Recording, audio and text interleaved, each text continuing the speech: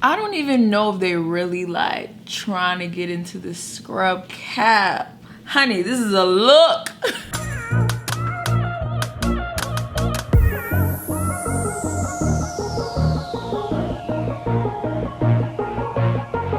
Hey y'all, thank you so much for coming back to Millennial Nurse TV. My name is Lois, as in Lois, not as in Lois like Family Guy or like your grandma and all that. It's Lois.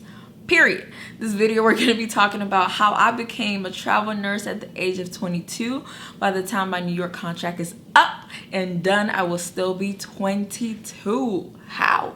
So we're going to talk about that, and then we're going to get into how you can become a travel nurse if that's what you're interested in. You might be a little interested, you're watching this video. So let's get into it. How to become a travel nurse. What are the steps? So let's just get into it. I hate being on YouTube and people go on and on and on. Like, sis, get to it. We all know why we're here. So step number one to become a travel nurse, RN, because I'm an RN. I can't speak for the LPNs. There are travel nurse positions available for LPNs. Is not as common because the hospitals don't utilize LPNs as much as they do RNs, but it is possible. I can make a separate video on that. It's just I'm an RN, so I can only speak about what I'm doing. Step number one to become a registered nurse, travel nurse, you know what I mean? Number one, you gotta go to nursing school. Duh. You gotta go to nursing school, get your degree. You can get either an ADN or a BSN. You can travel with your 2-year degree. That is possible. So first thing you need to do, you need to go to nursing school and knock that out. Second step, you need to pass NCLEX. NCLEX. I'm gonna make a video on NCLEX because I know it's like steady time. Y'all, NCLEX, it is the board exam. It's kind of like the bar for law students. You cannot practice as a registered nurse unless you are registered. Same thing with LPNs. You cannot practice unless you take the NCLEX. There's two different NCLEXs. NCLEX LPN, NCLEX RN. The L in LPN stands for license, and the R in RN stands for registered. So you cannot practice unless you are registered or licensed. You get that by taking and passing your NCLEX, your board. The N in NCLEX stands for national. Every single nurse in the whole of America and Canada had to sit down and take this test. All right, you passed NCLEX. Congratulations, you're officially a nurse. You can start working now. Third step, get a job. Where do you want to work at? I will say this, your first nursing job is going to be the hardest job to land, and you can't really be picky with that job because you have no experience. You kind of get what you get.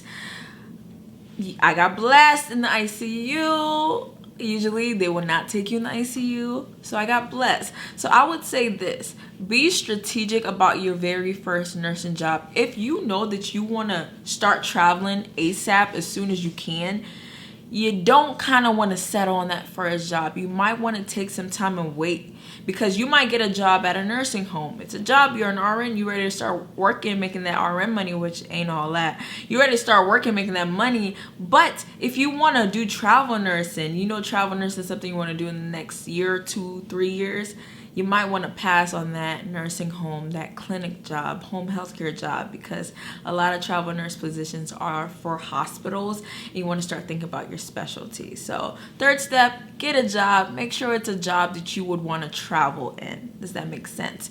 Fourth step, you got to get your years of experience. Now, this is where the debate comes in handy.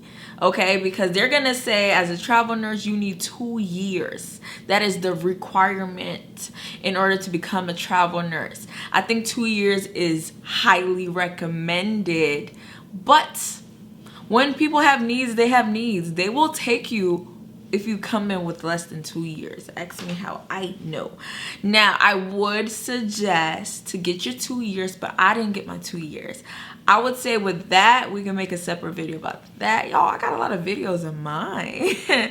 But I would say with that, just assess yourself. I don't really think how good you are as a nurse depends on how long you've been doing it necessarily.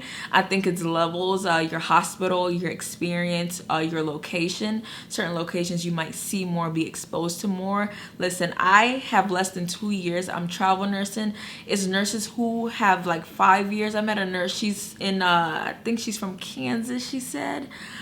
She has 5 years experience, and I'd be having to tell her how to do this and how to do that, because I worked in New Orleans, downtown, Bourbon Street, Canal Street. I've seen a lot. You work in Kansas, probably haven't seen that much. I'm schooling you, but you got 5 years.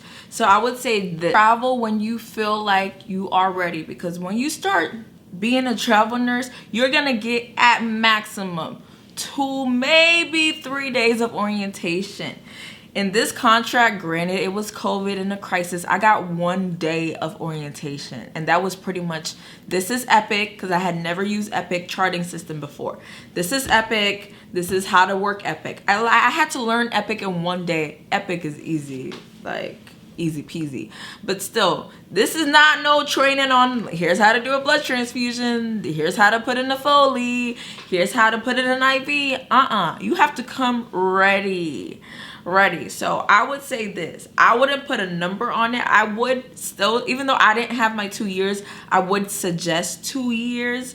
But really, you could be at 2 years and not be ready. You could be at 5 years and you kind of suck as a nurse, okay? So just make sure that you are ready, you feel safe enough to take care of these people, because every hospital is different. When you come in as a travel nurse, it's pretty much, if you've never used the charting system, that'll be helpful. You'll have a nurse with you kind of showing you this is how to chart.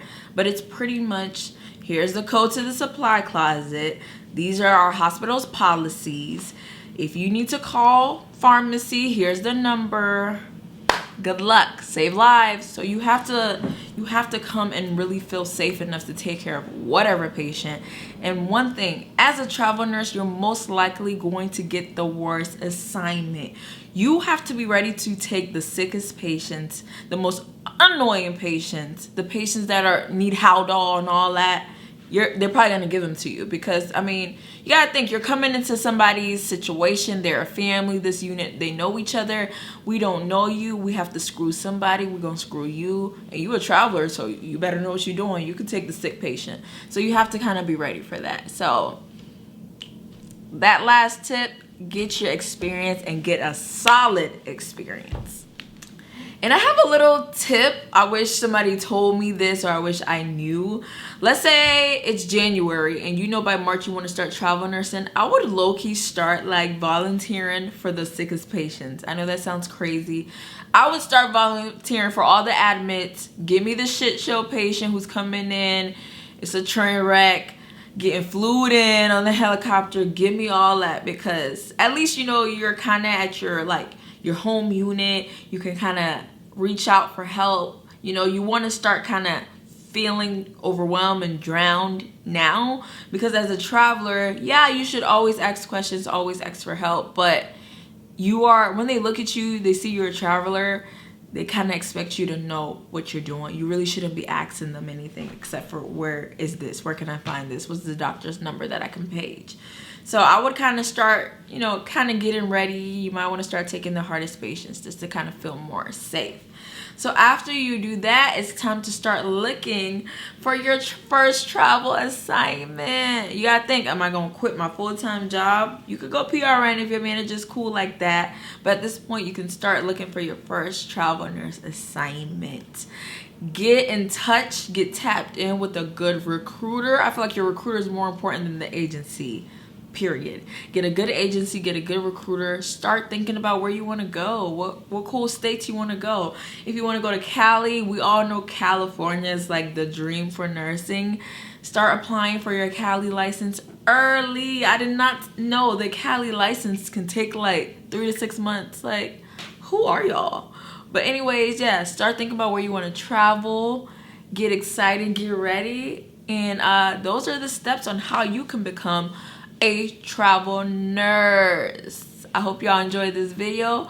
Don't forget to like this video, share this video, subscribe to my channel. I'm gonna be posting a lot of videos in August around nursing, because I graduated nursing school in August. I'm coming up on my 2 years. So we'll get into more nursing stuff. All right, y'all, see you guys in the next one. Bye.